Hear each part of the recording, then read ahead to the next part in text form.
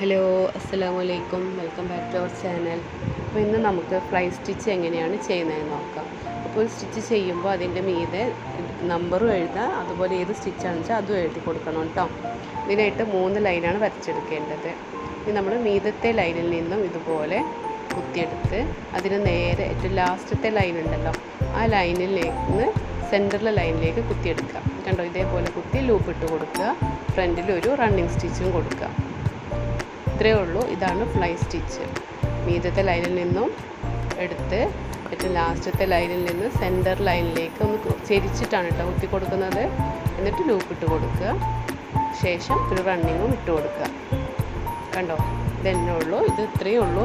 ഈ ലൈനിൽ ഫില്ല് ചെയ്തെടുക്കുക കേട്ടോ. വളരെ സിമ്പിളായിട്ടുള്ള സ്റ്റിച്ചാണ് അല്ലേ, കണ്ടില്ലേ? ഇതേപോലെ ചെയ്ത് കൊടുക്കുക. അപ്പോൾ മീതത്തെ ലൈനിലും മറ്റു ലാസ്റ്റത്തെ ലൈനിലും കൊത്തുമ്പോൾ ഒന്ന് ഒരേപോലെ വരാൻ ശ്രദ്ധിക്കണം കേട്ടോ.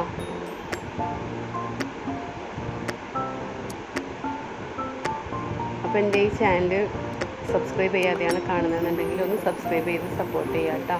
അതുപോലെ ഞാൻ ഇടുന്ന വീഡിയോസ് ഇഷ്ടപ്പെടുകയാണെന്നുണ്ടെങ്കിൽ ലൈക്ക് ചെയ്യുക, ഷെയർ ചെയ്യുക, കമൻറ്റ് ചെയ്യുക. അപ്പോൾ നിങ്ങൾക്ക് അറിയാവുന്ന ഫ്രണ്ട്സോ റിലേറ്റീവ്സോ ആരെങ്കിലും ഉണ്ടെങ്കിൽ അവർക്കൊക്കെ ഒന്ന് നമ്മുടെ ഈ ഒരു വീഡിയോ ഷെയർ ചെയ്ത് കൊടുക്കുക കേട്ടോ.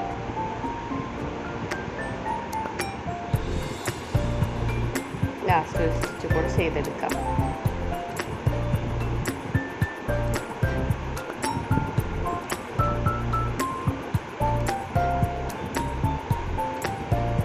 ഉണ്ടോ, ഇത്രയേ ഉള്ളൂ. വളരെ സിമ്പിളായിട്ടുള്ളൊരു സ്റ്റിച്ചാണ്. അപ്പോൾ എല്ലാവരും ഒന്ന് ചെയ്ത് നോക്കുക കേട്ടോ. ഞാനിടുന്ന വീഡിയോസൊക്കെ ഒന്ന് ഇതേപോലെ ഒന്ന് ചെയ്ത് നോക്കണേ.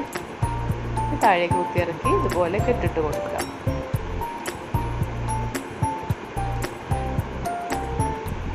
അപ്പോൾ എല്ലാവരും ഒന്ന് ചെയ്ത് നോക്കുക കേട്ടോ.